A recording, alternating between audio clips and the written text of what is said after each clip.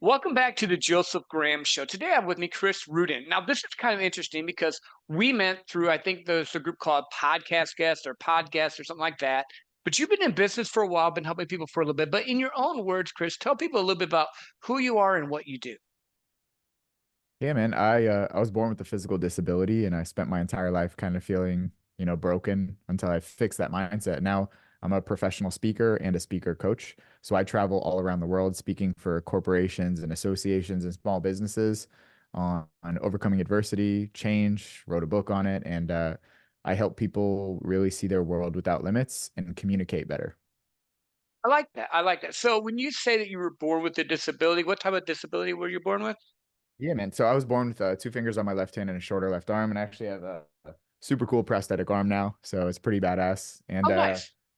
it's cool. But I spent 17 years hiding my hand. I Hmm. hid my hand in a pocket, in a glove, and the majority of my life I spent hiding because I felt like a monster, and I thought there was this glass ceiling of who I could be because of the way I was born. And later getting diagnosed with another autoimmune disease, diabetes, I'm like, this has to be a joke, like this, there has to be more to life than all of these things that are happening. And I know everyone kind of understands the concept of like, how much more could I tolerate or take? And then more comes and you're like, oh my God, please just like give me a break.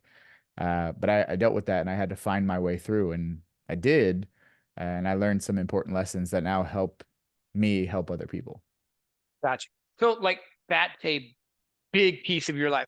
How did you go through that process? Because, like you said, for years you wanted to hide, you were in the shadows, you were not, out there, and now you're a public speaker, you're an author, you help people learn how to speak and do all this stuff. Did you like? How did you get through that process? What did you do to get there? It's wild because people see me now, and this is any business person or entrepreneur. They see you once you finally achieve success. They're like, oh yeah, I always believed in you, but back in the day, no one did. When Yep, you yep. first start, no one really understands, and it's no one else's job to see the vision except for you.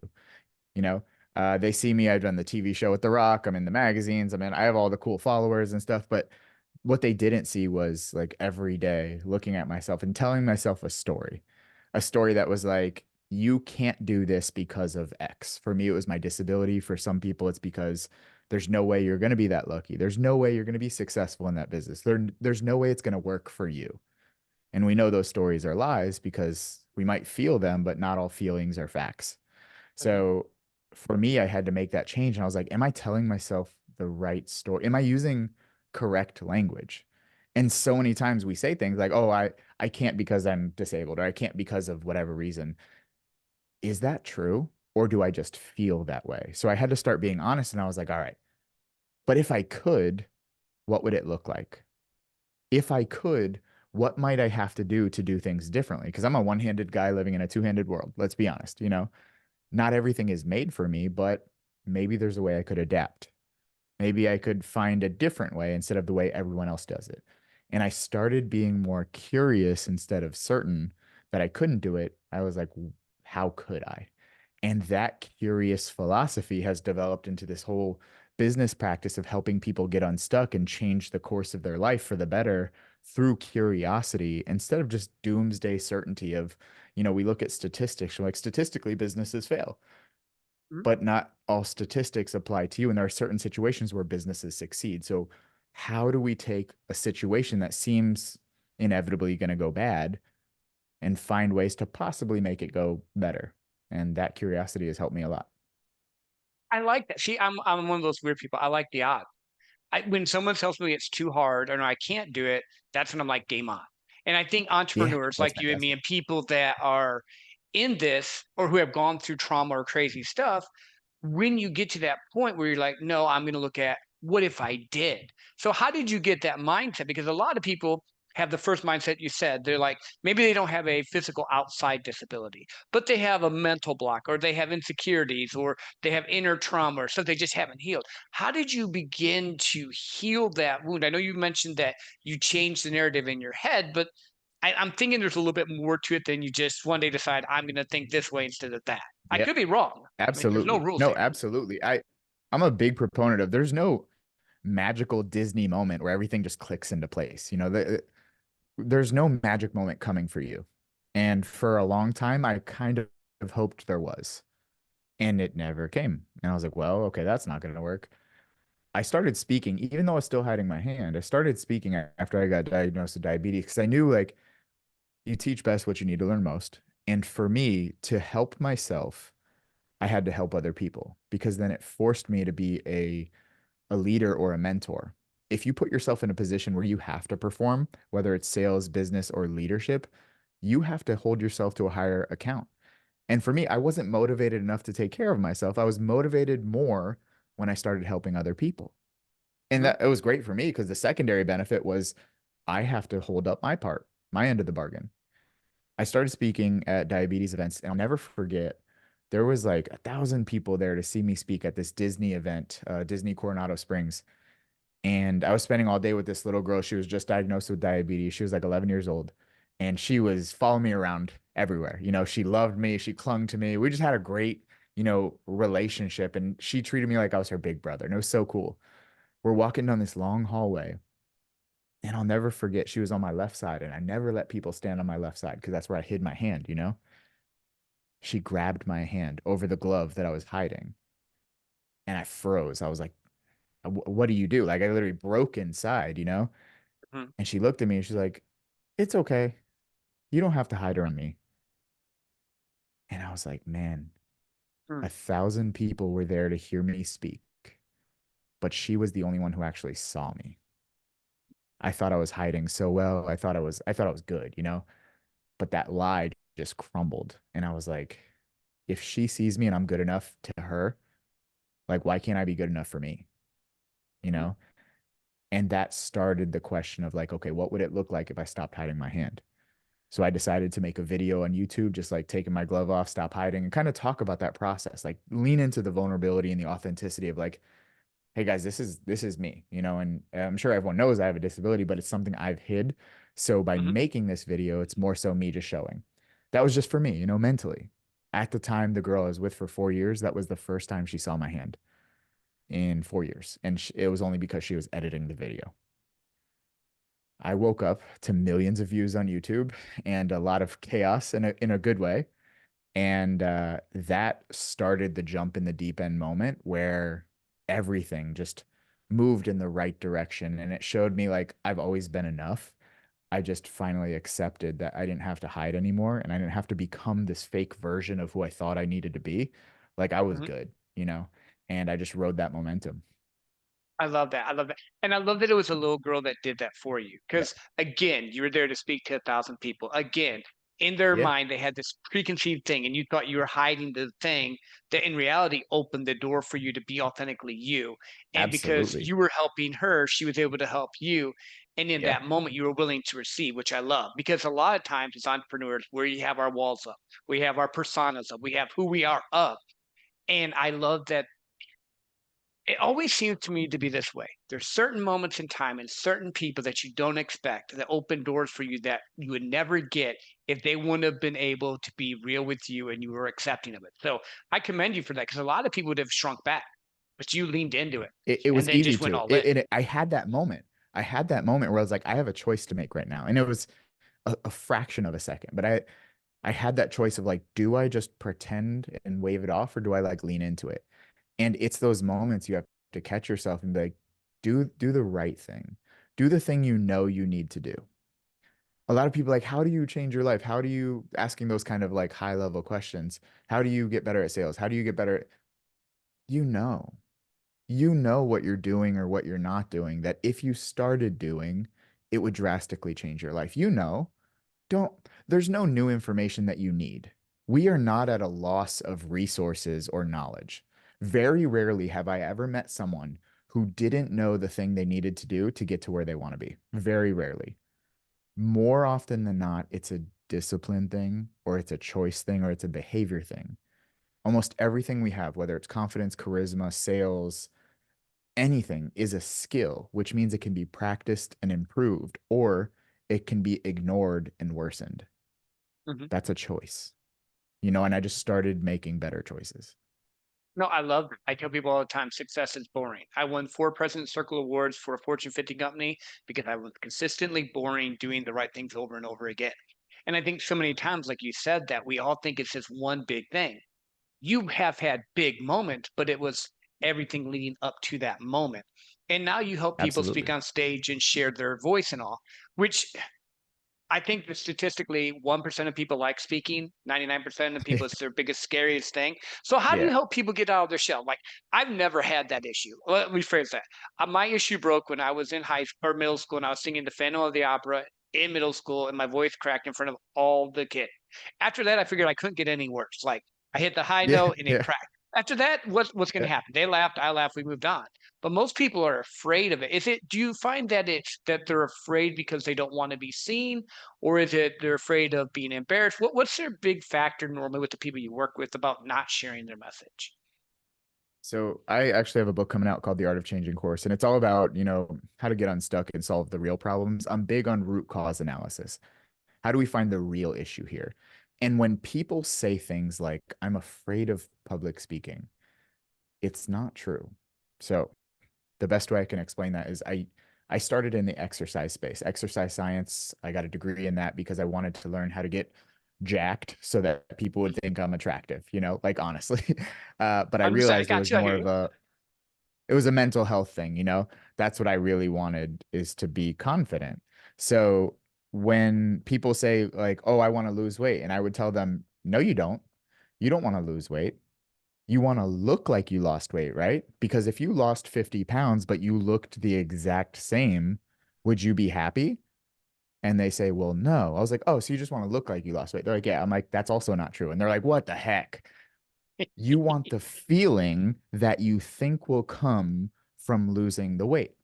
You want to look at yourself in the mirror and feel happy or confident. It's a feeling. So it's never the thing, it's always the thing under the thing. So when people come to me and they say, I'm afraid of public speaking, I'm like, let's go into that. What are you afraid will happen? Like, oh, well, I might choke, or I might say the wrong thing, or I might blab. I'm like, okay, what about that makes you afraid? They're like, well, then people might think I suck or I'm stupid. And I'm like, okay, what about that is scary? They're like, well, then I'll feel stupid. So it's not that you're afraid of public speaking. You're afraid of shaming yourself. You're Mhm. afraid of calling yourself stupid. You're afraid of calling yourself dumb. And if you're afraid of something that you're in control of, why are you afraid? Why can't you choose to say, hey, that wasn't stupid? That was just, I made a mistake. It happens. It's like stubbing your toe. For me, it's mental reframing for people to understand public speaking, whether you're doing it in front of a laptop that's open, or a laptop that's open in front of 1,500 people behind the screen, or in a room full of thousands of people. You only speak to one person at a time. And that's what I teach, is how do you speak to one person at a time in a room full of 1,000 people? It's conversational. You have no problem having conversations. You have problems with the story you're telling about the conversations you're having, and it's just storytelling. So nervousness and excitement are very similar feeling, and I help repackage that. So when it comes to the mental side of things, it's reframing. And then, like an instrument, I'll ask you this: do you play the saxophone? No. Okay. Would you be embarrassed to play the saxophone in front of 1,000 people? Probably. That's a little rough. You're like, that's not a skill. But to get more confident at that, you'd have to practice the saxophone. Same thing with speaking. To get more confident doing anything in front of anyone, even in front of yourself, you have to give yourself room to grow and get better.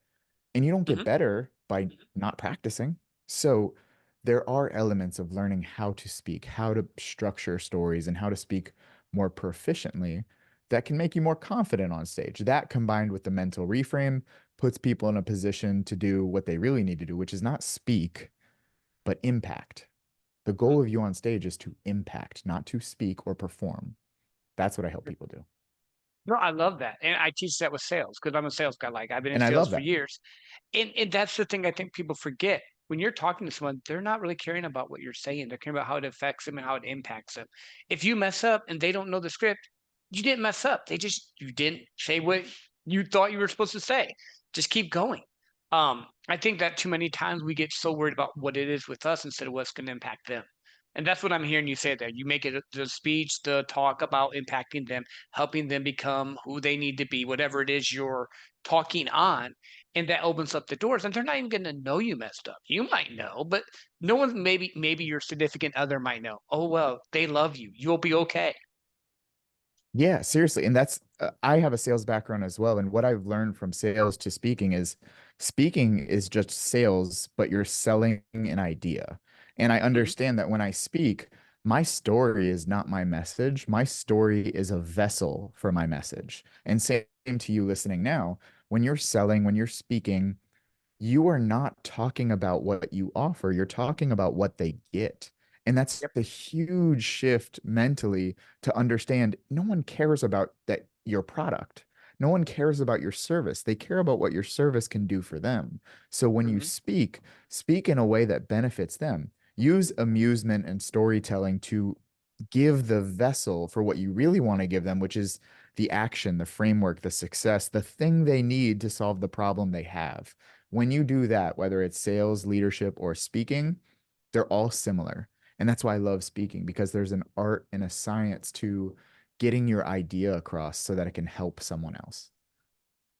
No, and I read people for a living. It's like even when you're talking now, like I see it in a story, and that's a gifting that you've cultivated over time. Because I'm sure when you first started out, you weren't as fluent as you are now. And I think a lot of times people they get so caught up again, like you said, in thinking about them instead of their audience. And if you're thinking about the audience, you can't mess up.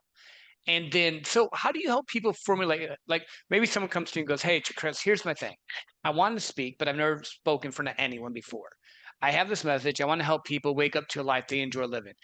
How do you help them craft that tale so that it impacts them because maybe they haven't had years of sales or experience or talking in front of people? How do you help them start doing that? Or do you help people that are farther along in the journey normally? I do both. So I love helping people who are sometimes farther along, but I also like helping people who are just starting because it's like a clean slate and I get to help craft that exposure therapy. You have to start speaking to get comfortable speaking. You know, if you want to get better at playing basketball, you don't practice tennis. You have to play the sport, you know? I think a lot of us, even entrepreneurs or wantrepreneurs, people who want to get into business, but Hmm. they're kind of scared to, they never start. You know, you have to be willing to suck at something to get good at anything. And I think perfect is the enemy of good. We Yeah. wait for perfection and it never comes because you have to be kind of okay at something to get better at it. Social media is a fantastic way to practice. At any point, you can whip out your phone and speak into your phone and get comfortable speaking into your phone. You can get Hmm. comfortable speaking on Zoom or speaking to your friends, being intentional, but you have to practice. And then obviously, audiences, you can go from smaller to larger, but it's really hard when you don't have a clear message. What are you truly saying? Who do you help? What do you help them do? And why? If you can explain that, if you can articulate that, now we have something to go off of. We have like a thesis or a cornerstone message. And then there's so many tactics. Some of my favorite to teach are the shapes of stories. So Kurt Vonnegut, who wrote Slaughterhouse-Five and a few other really well popular books, back in the 90s, I believe, he pretty much isolated all stories into six major shapes that can be plotted on an X and Y axis. And it's almost like a fortune or misfortune and then time, you know? So you can have the boy meets girl. So they're neutral. They meet the girl and it's amazing. They lose the girl and they go misfortune. And they finally meet up together and everything happily ever after. You can tell any story by plotting those points and putting different points in there. You are working a 9 to 5 and it's miserable. You're in this misfortune. And then someone gives you an opportunity. So you pursue it and then your business fails back to misfortune. But somehow another opportunity comes through and you find a way to make it work. That's plotting just points on a graph. And Hmm. that visual perspective helps a lot of people speak because if you understand the shape, you can make any story successful. So little stuff like that, I help speakers kind of master. No, I like that because a lot of times you hear, I've talked to a lot of different people. I've dropped over 200 episodes of my podcast. So I've gotten like a lot of different ideas, different ways people do it. But a lot of times they're like, they have a very structured, strict here, but there's no influx in their voice or how they do it or pulling the audience in or lowering or raising, like that whole, there's so much more to it than what I think people realize. But once you get it down, you can captivate an audience and be like the old dude sitting by the fire thousands of years ago telling of dragons and getting people to actually believe it. I Well, love here's a stories great like, example for that. Um, do you have a book you've read multiple times? yeah, Can you recite one of the pages from memory for me? Probably not. well, That would be tough. no, Now, do you have a it would be song? tough. Do you have a song you like? Yep. You could probably recite that word from word. What's the difference? Because they Yeah. both have about like 240 words, given a page of a book and a song. What's the Mhm. difference?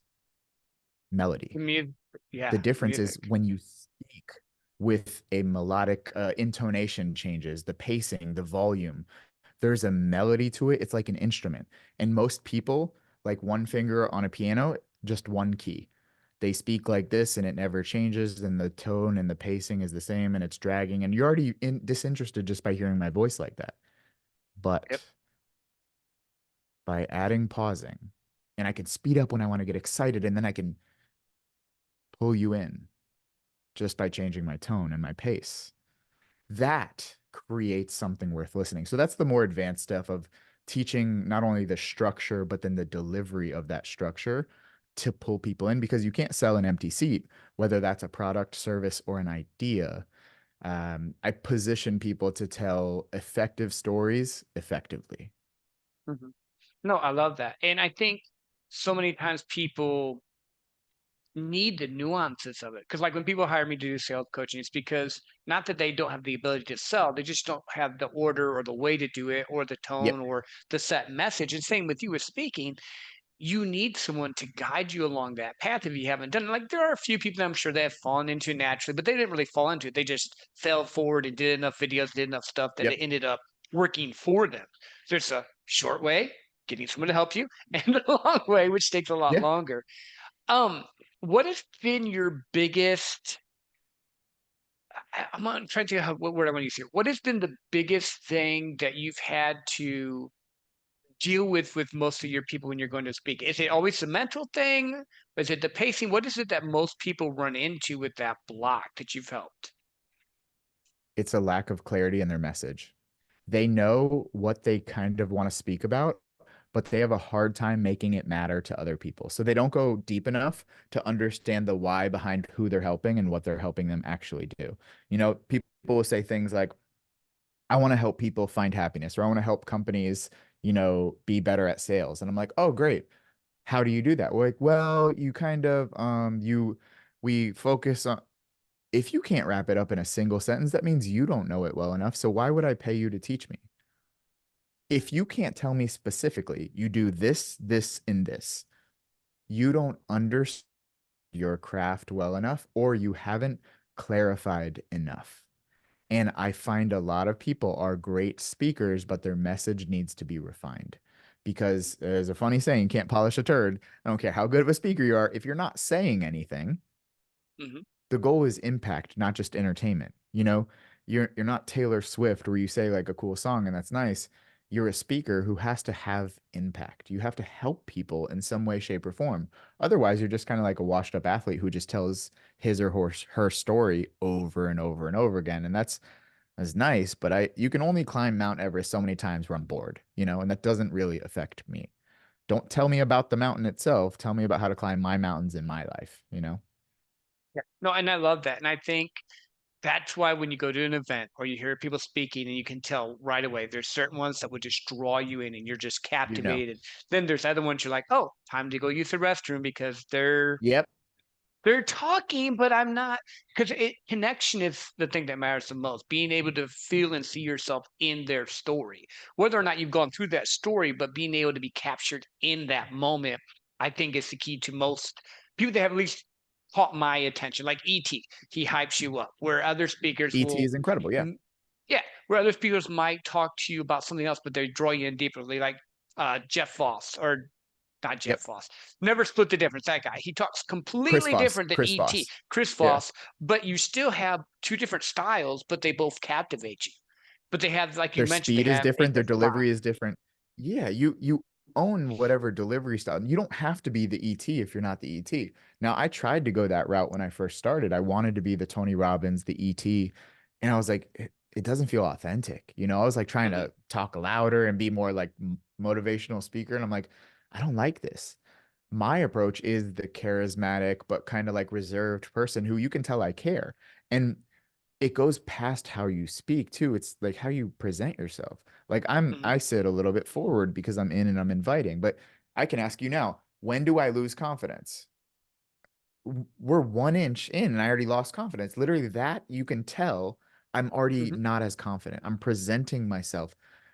People don't think about these things. Whether you could be in sales, sitting across from someone, if you have this slouched kind of like, well, approach and you're using all of these filler words or these words that don't inspire certainty or confidence, you are positioning them to not trust you.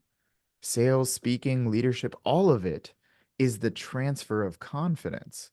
Because if Mhm. you don't create that bridge, they're not going to cross it. And if they don't cross it, they're never going to get your product, service, or idea. So you have to remove resistance by delivering in a way that entices people to listen. And that's what I'm really good at, and I pride myself. A lot of my speaking business is not only inbound, which is fantastic, but it's repeat business, which means I've impacted so much that they keep coming back. I was just at an event this weekend in New Orleans, and I had about 4 or 5 people come up to me and they're like, "Hey, I saw you talk years ago. I still remember when you did this or when you said this." And it was in front of a new contact that I was making. It was perfect timing. I was like, "Yeah." Nice. I was like, I didn't even pay them to say that. But it was really cool because the contact was like, "That must feel really nice." And I was like, "You know what? It does. It's really nice that things I said a few years ago that honestly I don't even remember impacted them enough to come and say something to me." And that's what I want speakers to do because I want to create better speakers. I want to create better salespeople, better leaders so that they can have that kind of impact. It's great when you close a deal, but it's even better when you create a relationship. And that's to me the ultimate investment in your business. Great. Yeah, I think relationship is key in everything. It's the way that things work. Like I will refer people away if they don't fit. But you mentioned something else Fantastic. here, and And I respect that. in case people didn't catch it, 90% of the time, body language, persona, presence, how you do things affects your speech, how people perceive you. You could be Absolutely. saying the best thing ever, but if you don't say it right, all of a sudden they're going to just check out. If you change, like you said, your tone, your mannerisms, when you sat back compared to when you sat forward, there was a shift in your energy. I read people's energies, not like in a woo way. I just read how people present Yeah. themselves. And I think that that's a key that people, you need to rewind and go back and listen to this part again because you could have the best speech, the best words, but if you're not engaging and present and confident, you're not going to have the impact you want. So part of my new book that's coming out, the last section is about like living like the person you want to be, living by example, not just leading by example, but living by example. And ask yourself, what does the best version of you do? How does the best version of you sit? How does the best version of you walk into a room? How does the best version of you deal with problems? If you use that filter, how would the best version of you respond to this situation? When using that filter, you change everything because you're like, oh, the best version of me would probably be confident, sit upright. The Mhm. best version of me would probably speak directly and own the room. It's for anything. Even the best version of me wouldn't just sit down all day. They'd go for a walk, even if they're feeling down. You know, I love using those mental frames because it helps you get out of those ruts that are inevitable. The most successful people I know still fall into ruts. And I've gotten some pretty dire messages where people are like, man, I'm killing it. I'm doing 7 figures and business, but I'm just not happy and I hate this. And I take them through like, all right, what do you feel like the real issue is? And at a time where you were at your best, how did you handle these situations? And they're like, well, I did this, this, and this. I'm like, great. Are you doing those? They're like, no. I'm like, all right, Mhm. now we have somewhere to go. So it's it, the hard part is the tediousness in life. We know the boxes we need to check to take the next level. Yeah, you have to see more prospects, you have to push the business, you have to do the things. And that's everyone has to do that. But how do you manage the mental component of that process? And that takes consistent effort. Mhm. No, I love that. I think so many times we get, like you mentioned, they're making seven figures, but they're not feeling it. They're not feeling their best life or feeling where they want to be, and going back to those modalities that keep you there. Like I walk all the time. Like I twisted my ankle about a week and a half ago, so I haven't been able to walk as much, and I can tell it bugs me. But when I can Oh get yeah. back into doing it, it's find out what works for you. And I don't think there's a rule with it. Yep. Like I have friends that would never walk. I live in Phoenix Yeah. and I walk when it's 100 and some degrees because I enjoy walking. You have to find out what works for you and then build your life around that. Absolutely. So like I did bodybuilding competitions and powerlifting competitions, broke like a world record and all that. But I love that kind of stuff. And when I used to train people, people would be like, "Oh, I don't want to be a bodybuilder." I'm like, "Good. One, you won't accidentally become a bodybuilder, and two, No. I'm here to help you hit your goal, not to help you hit my goal. You know, Mhm. my goal is not to make you like me, it's to listen to what you need and help you get there. So, um, I think it's important to find your thing. Find your outlet, find the things you like that you find joy in, or find passion or purpose in, and lean into them. And don't ignore them when you're down. If anything, that intensified depression when things kind of go wrong, it pulls you away from all of the things you love. But remember, that's a feeling, not a fact. Just because you feel like you don't want to go, just because you feel like you shouldn't get up, like that's a feeling. That's not true. And that, okay, your brain's trying to keep you safe, but thanks for the feeling, but I'm going to go with the fact of if I do that, then I'll start to feel better. So it's really important for those mental frameworks. No one needs them when they're doing really well, but everyone needs them when they're at their lowest. No, I agree. I think that is something that most people neglect or forget about, or maybe they just don't even have that in place.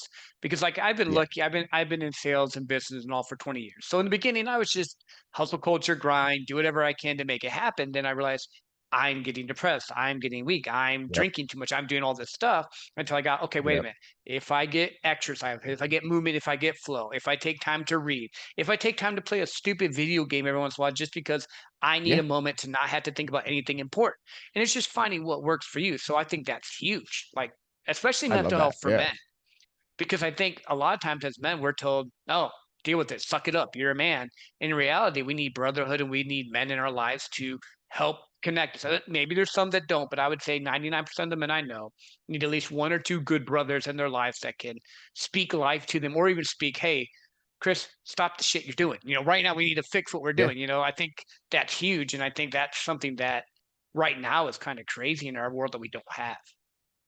We don't. And like men, there's so much pressure on men in society today to perform. And I don't think it's a bad thing to perform as men because it's what we do, but we're still human. We still have emotions and needs. And when they're not met, that's what contributes to the decreased mental health and the increased risk of suicide among men compared to women. It's really important to have those outlets, but it's important for you to communicate effectively too. And you have to let the ego go to the side because if I came to you and I was like, "Hey man, listen, I'm really struggling right now. I just need a second to bitch and complain. I don't want a solution right now. After we'll talk about solutions, but can I just vent?" And Mhm, get ahead of it by just saying like, "I get that you're going to tell me, shut up, suck it up, like go do it. But for a second, just let me speak." And you're like, mhm. "Man, that sucks." Allow it to suck because it does. You don't hit a deadline, you don't hit a goal, something collapses in your business or your personal life. It sucks. Not everything has to be twisted to finding a silver lining. Like, let's allow things to suck sometimes. We don't have to stay there, but let's not pretend with this toxic positivity of like, "Oh my God, everything is amazing." Like, no, it's shit right now. Okay. But I hear you. I hear you. Can we talk about some ways that might help or might make this suck a little bit less? Now we can go into those conversations, but we got to have that space to like be human. Like, I don't always want to be RoboCop where I'm just like impervious to everything that's going on. Like, shit gets to me too, dude. Like, I have my business goals, and when they don't come through, I'm like, man, this is hard. This is hard. I'm annoyed. I'm frustrated. Like, I start to have those negative experiences. And I'm like, all right, there's a level of where I can sit with it but don't sit in it. Sit Mhm. with it actively, be intentional, but then now start to do the things to get yourself out of it. So the pressure on society on men is wild. And my door is always open for people to just kind of express what's going on. And then we can talk about solutions. Yeah, no, I love that. We're not done, but Since you said your door's open, where can people find you? Yeah, so anywhere, man. My name is Chris Ruden. So like any social media is just at Chris Ruden. My website's chrisruden.com. My book's on Amazon. Next one's coming out September 4th. But honestly, any social media you can find me. Cool. And this episode will drop before September 4th, and we'll drop the link to your Perfect. book if you want. That way people can go and get it and support you in that way as well. That'd be fantastic. Any pre-orders for the book is so appreciated. As an author, especially a smaller author, it's make or break with pre-orders. So anyone who is willing to support, I truly appreciate it. But more so than that, I hope it gives you what you need or something that could help you or someone in your life to really get unstuck and manage change, because that's what I'm really good at, is helping people navigate those difficult moments. You have no experience with the moment right now because we've never experienced it. And we're way too hard on ourselves on like trying to be a professional in a moment that we've never experienced. So I kind of have a specific framework on how to navigate that, whether it's intentional change that you're making or change that's happening to you. There's always a way. And I explore that with you. So I appreciate any support. I like that reframe. You've never had been in this moment, so you don't know how to respond. It's okay. Which a lot of times we think we have to act the way that we need to respond. In reality, we're going through where we're at the moment. So that makes sense. And it's okay. We hold ourselves to standards we've already experienced with moments we've never experienced. I should be farther along. Like what fake timeline are you telling yourself? That's a statement that doesn't help you. And something Mark Manson said, a great writer, he said the pursuit of a happy experience is a negative experience in itself. The desire to be happy is a negative experience in itself. Because if you can't find contentment or happiness in the moment, yearning for it is a negative. It means you don't have it. It means you're operating from a place of something missing. So why can't we find contentment with what we have in the process of pursuing more instead of an either or approach? Instead, what we do as business people, salespeople, we say, I'll be happy when I get this. And then we get it and we move the goalpost and we're like, well, now I'll be happy when I get this. You are probably at a moment in your life where years ago you said you would be happy with what you currently have. 100%.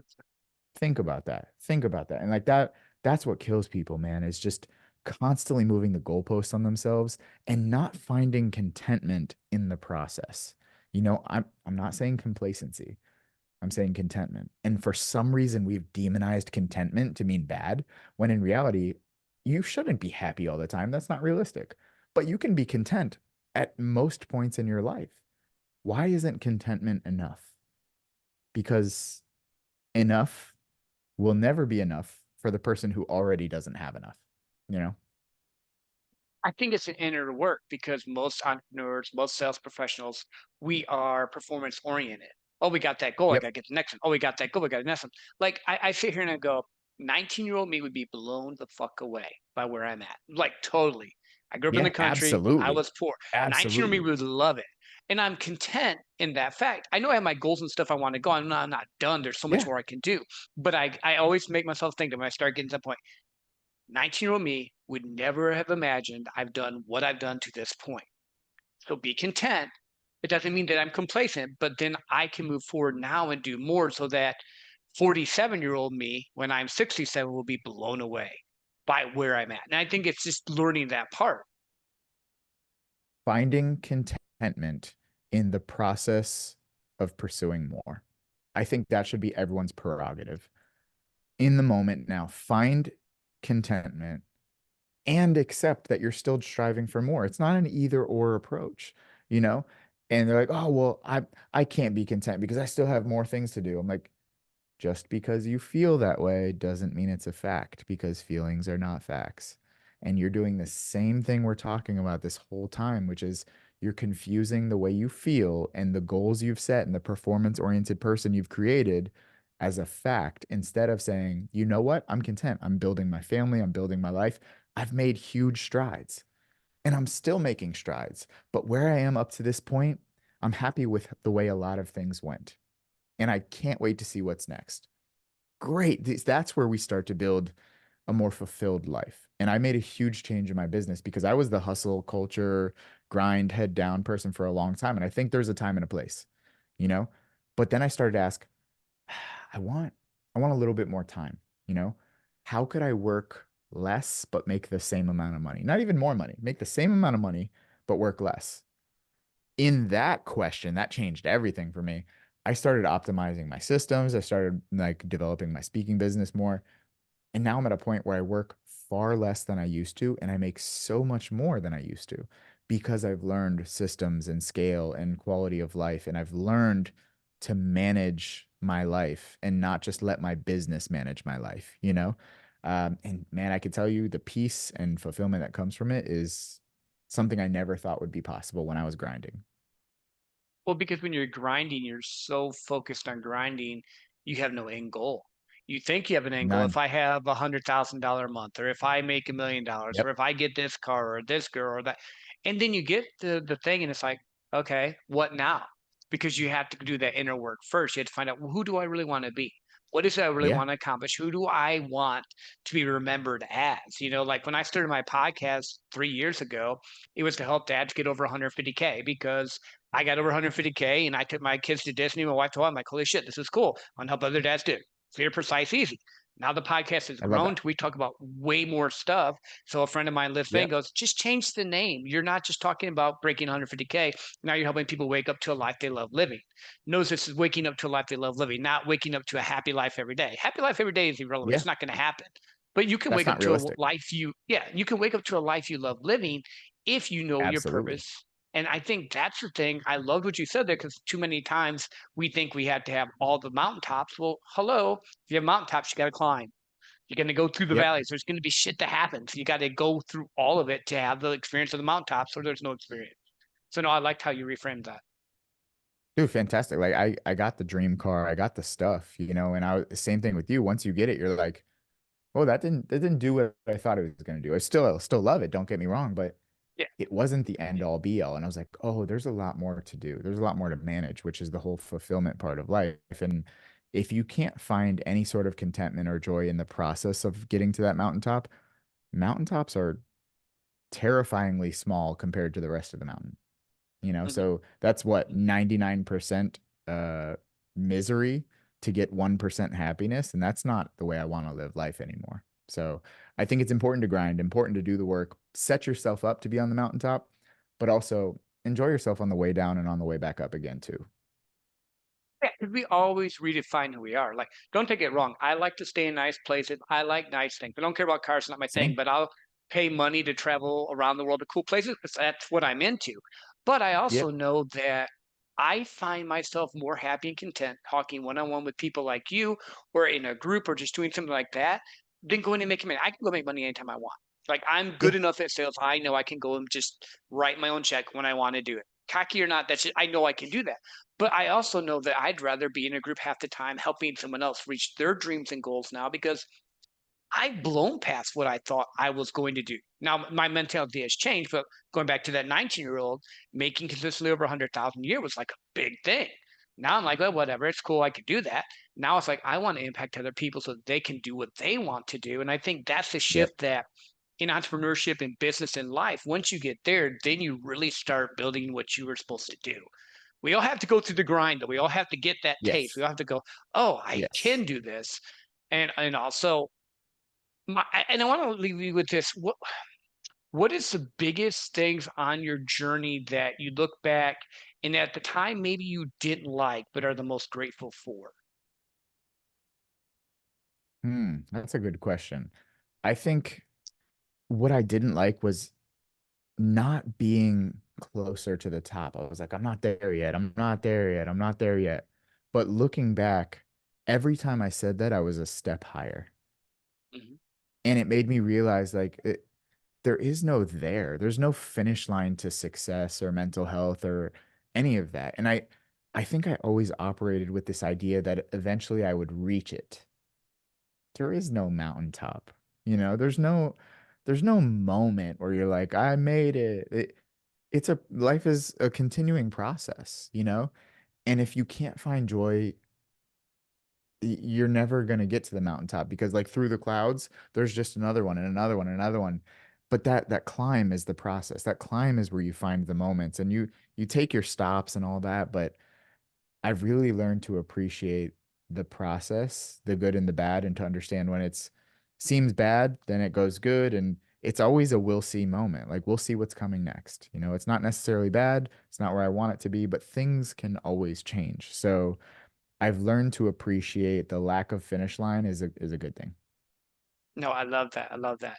Before I let you go, is there anything I know we've talked about public speaking, we've talked about mental health, we've talked about the climb, entrepreneurship. Is there anything else that we've not touched on or something you want to leave our listeners with? I think it's more so understand there is a huge crossover with speaking, sales, leadership, and general entrepreneurship or success. So when you hear me talking about speaking, speaking is a concept. Whether you're a speaker or not, all of these concepts we're talking about apply to your life. You could be a barista, you could be an entrepreneur, you could be a high-level sales professional. The concept of communicating more clearly and honestly and improving the way you carry yourself mentally, especially, can take you farther. It, I don't care what level you're at. You could be making seven figures, eight figures, it doesn't matter. By improving your communication with yourself internally and externally to other people, that's where you can start changing levels. And whether that's levels in fulfillment or success or anything in between, it's important to be more honest and separate feeling from fact. That goes for everyone. I love that. Chris, thank you for being on the show. And for all you listening, apply what we just talked about.